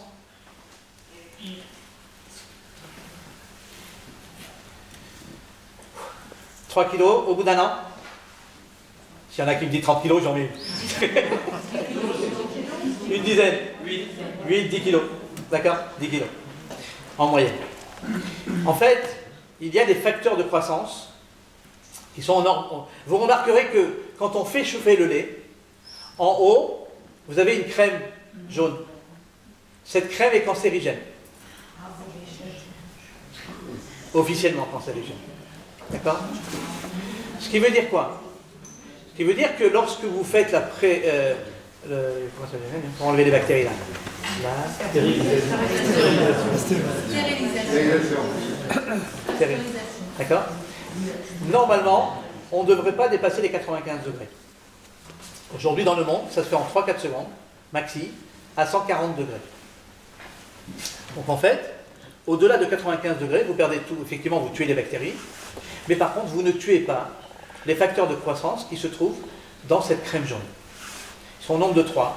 Premièrement, l'enveloppe du cerveau pour un bébé de 300 kg au bout d'un an. Deuxièmement, l'insuline pour un bébé de 300 kg au bout d'un an. Et troisièmement, les articulations ainsi que les musculations pour un bébé de 300 kg qui a déjà fait plusieurs fois le marathon. Il me semble que les nôtres, ils ne le font pas. Hein, non. On est d'accord. Enfin, je crois que je ne suis pas le seul non plus. Hein. D'accord? Mais ça, c'est l'industrie de donner aux enfants le lait. Je vous réponds dans 2 secondes, je finis juste l'histoire, comme ça vous allez comprendre. Et après, je vous dirai quel lait il est bon aussi pour les enfants. Et naturellement, qu'est-ce qui se passe? Eh bien, lorsqu'on va chauffer effectivement à 140 degrés, on va tuer les bactéries, surtout les mauvaises bactéries. Mais par contre, on va malheureusement pas tuer ces facteurs de croissance qui se trouvent à l'intérieur de cette crème fraîche, de cette crème au-dessus du lait. Malheureusement, je dis pourquoi, parce que en Eretz Israël, heureusement, grâce à Dieu, lorsqu'on a supprimé le lait et tout ce qui était composant de vache, eh bien, grâce à Dieu, on arrive aujourd'hui à diminuer les cancers de près de 30 à 40% en très rapidement. Baruch Hashem. C'est-à-dire que le métier des diététiciens à l'hôpital, je vais vous dire comment j'en suis venu à écrire ce livre, enfin traduire ce livre exceptionnel qui s'appelle Libriout en hébreu à votre santé. C'est que tout simplement j'avais des... Et après je réponds pour les autres, parce que je ne veux pas répondre. J'étais à l'hôpital parce que j'avais des pierres précieuses dans la vésicule biliaire. L'Eister. J'étais plié de rire, mais pas de rire. Même chez l'hôpital. Mais avant d'aller à l'hôpital, comme on ne sait pas si on sort ou quand on sort, non je plaisante, alors qu'est-ce qu'on fait? On prend un livre, obligatoire. Derrière, regarde, on ne va jamais à l'hôpital tout seul. Je suis sérieux. Danger pour notre vie. On ne va jamais à l'hôpital tout seul. Aujourd'hui, plus que jamais. Là, je suis sérieux. Je préviens. Appelez tout ce que vous voulez, même Ahmed s'il le faut, vous y allez. Mais il ne faut pas aller tout seul. 2 raisons pour laquelle. D'abord, 6 heures d'attente. On est mieux à la maison. Parfois. Deuxièmement, les essais qui sont faits quand vous êtes tout seul, qui ne seront pas faits lorsqu'il y a plusieurs personnes qui posent des questions. Troisièmement, ils font ce qu'ils veulent avec les personnes, ils les mettent dans le couloir, sans parfois prendre le soin de mettre ils n'ont pas le temps, les pauvres, les gens sont débordés. Vous savez, j'étais à Nancy il y a 4 mois quand j'étais en France. On est parti à Nancy avec un copain simplement pour leur compléter minable. Il faut être... et il neigeait. D'accord? Mais bon, c'est comme ça. Des fois, on a un petit truc de folie. On est parti, et le vendredi soir, il est venu un étudiant qui commençait sa petite garde de 25 heures en urgence le Motsei Shabbat. 25 heures en urgence. On peut tenir, nous, 10 heures de suite. Lui, il travaillait de suite 25 heures. Où on en est? Pourquoi on est arrivé là? C'est pas lui qui est pas bon. C'est le système qui est dangereux. D'accord? Donc, finalement, qu'est-ce que j'ai fait? Ils m'ont piqué, et puis, comme j'avais rien à faire, j'ai pris le bouquin, et ma femme m'avait fait un beau cadeau, c'était ce livre-là. Et je commence à lire, c'est bien ça. Du coup, j'ai arrêté de manger. Il ne faut pas faire comme moi, hein. Ça s'appelle un jeûne thérapeutique, mais j'étais en milieu hospitalier, donc j'avais pas tellement de problème. Et puis, naturellement, tout ce qu'ils m'ont donné, j'ai pris, j'ai mis de côté. Et ils m'ont mis 4 antibiotiques différents chaque jour. Un jour, j'avais un. Et le 4e jour, j'avais des boutons de partout. C'est bien, je me suis dit, c'est Père Noël. Et 4e jour, bon, 5e jour, ça s'est arrangé. Il m'a dit, grâce à Dieu, tu vas sortir, on a fait du bon boulot. Il y avait un prétentieux, là, je suis là, je ne l'ai pas loupé. Je ne pouvais pas, trop c'est trop. Il ne parlait pas bien avec les infirmières, et ça, je ne supporte pas. C'est pas parce qu'on a de la connaissance ou un truc comme ça, qu'on doit être hautain. Ça, j'aime pas. J'ai pris à part, avant de partir, je dis regarde. Tu vois, regarde. Moi, j'ai ouvert le truc, je dis regarde. T'as vu tes médicaments? Ils sont là. C'est grâce au fait que j'ai pas mangé et que j'ai pas pris de médicaments que je sors. C'est pas grâce à toi. Quand tu parleras plus gentiment, tu me montreras que tu es digne d'être un médecin. Mais pour l'instant, tu es un to be ou not to be. Pas plus. C'est comme ça que malheureusement, le corps médical comment dire, parfois prend des coups, parce que c'est pas beau. On n'agit pas comme ça. Les œufs. On ne voulait pas, mais je voulais dire simplement que grâce à ce livre-là, eh bien, toute notre vie a changé. Tout est fait au cuiseur vapeur, et j'en sais quelque chose, puisque je cuis et la viande, et le poisson, et les œufs au cuiseur vapeur. Tout est cuit au cuiseur vapeur. Même la viande. Oui, même la viande. Et la viande, alors effectivement, quand j'ai envie de faire quand elle veut faire un rôti, eh bien, on le fait au cuiseur vapeur, et après on le balance à la cocotte, minute. D'accord? Mais la majorité de la viande, la majorité de la cuisson, c'est cuiseur vapeur. D'accord? Les œufs. Alors, vous avez bien compris que quand je parlais des vaches qui broutaient, etc., je ne parle pas des vaches qui sortent des œufs, hein, commencez pas à rien dire. D'accord? Mais en tout état de cause, à partir du moment où vous remarquez que 30% des vaches aujourd'hui, elles sont dans 1 mètre sur 1 mètre, elles ne sortent jamais et elles mangent n'importe quoi. C'est la viande comme on voulait qu'elle soit bonne. Aussi. Les poulets, c'est la même chose. En Eretz Israël, il y a des magouilles sur les œufs comme c'est pas permis. Et on fait aujourd'hui de plus en plus, eh bien, on se dirige vers des œufs bio.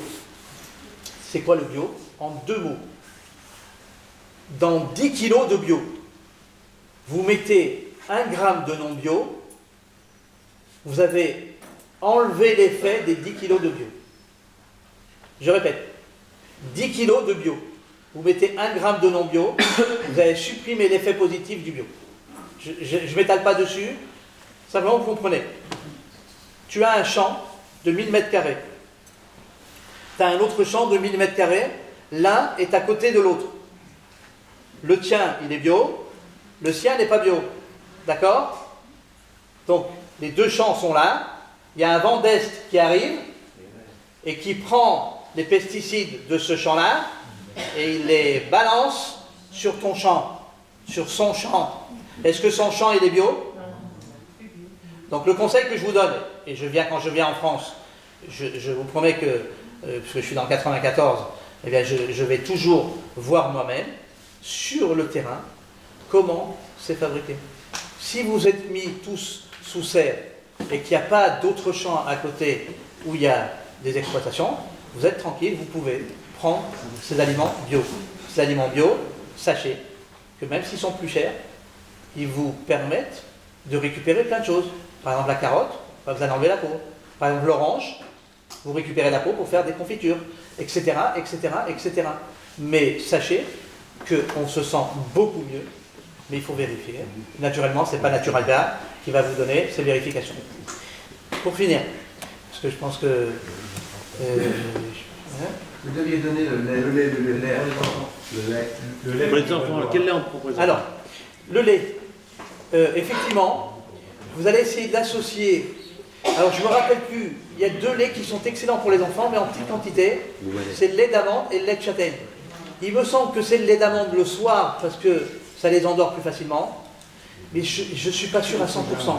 Et le matin, le châtaigne ou l'inverse. Mais je crois que c'est...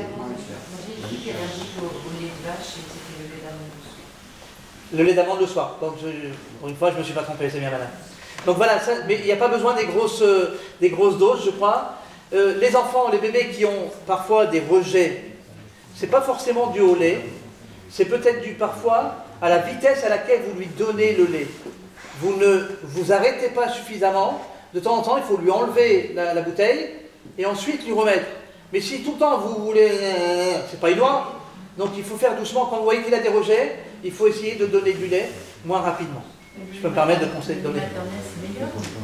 Alors, le lait maternel, il est quelque chose d'exceptionnel qu'on ne peut même pas imaginer. Mais une minute pour considérer, pour comprendre ce que veut dire le lait maternel. C'est facile à comprendre. La maman, elle a une maladie. D'accord? Et, non, pardon. Oui, la maman, elle a une maladie. Le gosse, il va prendre le lait maternel, donc il va téter la maman. Et ce qui est assez exceptionnel, c'est qu'on pourrait croire que la maladie va s'installer chez le bébé. Oui? Eh bien non. Parce qu'Akadosh Baruch Hu, il va créer chez la maman un anticorps qui va tout de suite être, se mettre dans le corps du bébé et annuler la maladie de la maman. C'est quelque chose d'unique et c'est pour ça que c'est tellement exceptionnel quand une maman allait le bébé. Voilà. J'espère que vous avez appris des choses.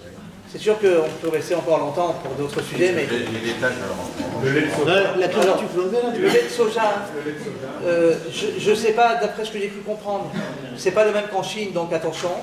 Mais j'ai pas dit non, j'ai pas dit oui, j'en sais rien. D'accord? Le lait, si vous pouvez prendre du lait de vache, de chèvre, des yaourts de chèvre et du fromage de chèvre, c'est naturellement beaucoup plus nourrissant. Voilà, moi aujourd'hui, je voudrais vous demander une petite chose, avant de partir. C'est que, effectivement, j'ai fait 2 livres. Enfin, j'en ai fait 14 en tout. Mais aujourd'hui, j'ai besoin de vous.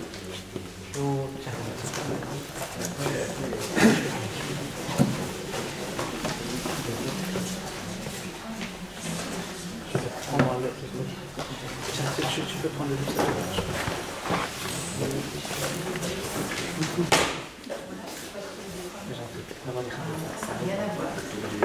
Alors, le premier volume dont on a un petit peu parlé aujourd'hui, c'est celui-là.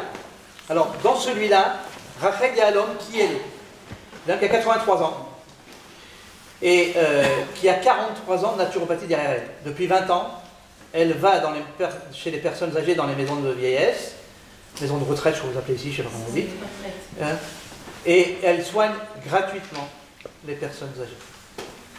Elle n'est pas religieuse, mais je peux vous dire qu'elle est 1000 fois plus religieuse que moi. D'accord? C'est une des plus grandes chercheuses au monde en matière de communion. Le sujet principal, c'est la fièvre. Il y a 60 pages dessus. Le Shabbat dernier, j'étais chez un radiologue. C'est un ami depuis quelques années, donc Serge Attilla, pour ne pas le nommer. Et j'avais 40,5 de fièvre. Qu'est-ce qu'on fait dans ces cas-là? Eh bien, on ne fait rien. Wait and see. On ne fait rien. Alors, mais s'il y a des convulsions, c'est pas bien. Est-ce que vous pensez sincèrement, quand on dit on ne fait rien, on est fêlé? Il n'y a que chez du sucré qu'on est fêlé. D'accord? Concrètement, vous allez lire cet article, mais ce n'est pas à partir de cet article que vous allez décider de ne rien faire. Qu'est-ce qu'on fait quand un enfant il a de la fièvre en vitesse? Mais je précise, on vérifie comment il réagit. Ma patente à moi, et ça c'est à moi, c'est vrai, c'est d'acheter une balle en mousse. Le gosse il arrive de l'école, vous voyez toujours, tout le rouge, d'accord? Nous, maman, allait à Shalom, elle faisait ça, et on savait exactement à la seconde près qu'est-ce qu'il y avait comme température. Alors, on a adopté un enfant trisomie 21, il y a quelques années. Sa maman avait la maladie. Bon, Baruch Hashem, 10 mois après, il est reparti chez sa maman. Mais en tout état de cause, un jour, il rentre de l'école. Et puis, je le vois tout bouge. Alors, je lui fais comme ça. Il me dit Lolo Enichom. J'ai pas de fièvre parce que demain matin, il voulait aller à l'école, le gosse. Il n'est pas idiot. D'accord? Et ce sont des enfants exceptionnels, d'une sensibilité fabuleuse. Et je lui dis, alors je regarde, je lui donne un verre d'eau.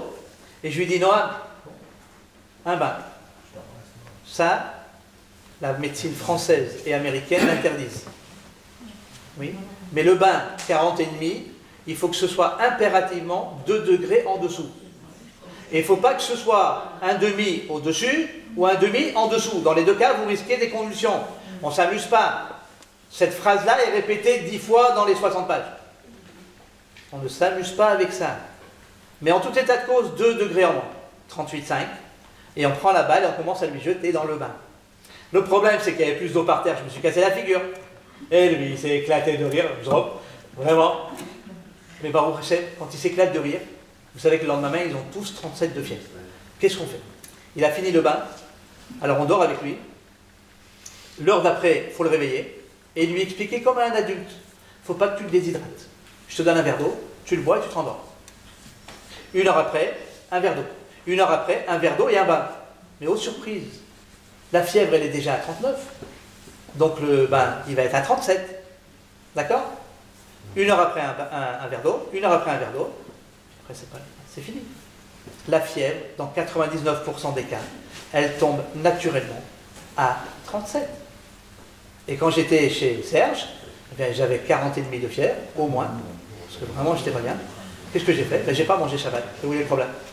J'ai pas mangé, j'ai fait que boire. C'est tout. La nuit, je me suis levé 3-4 fois, j'ai bu,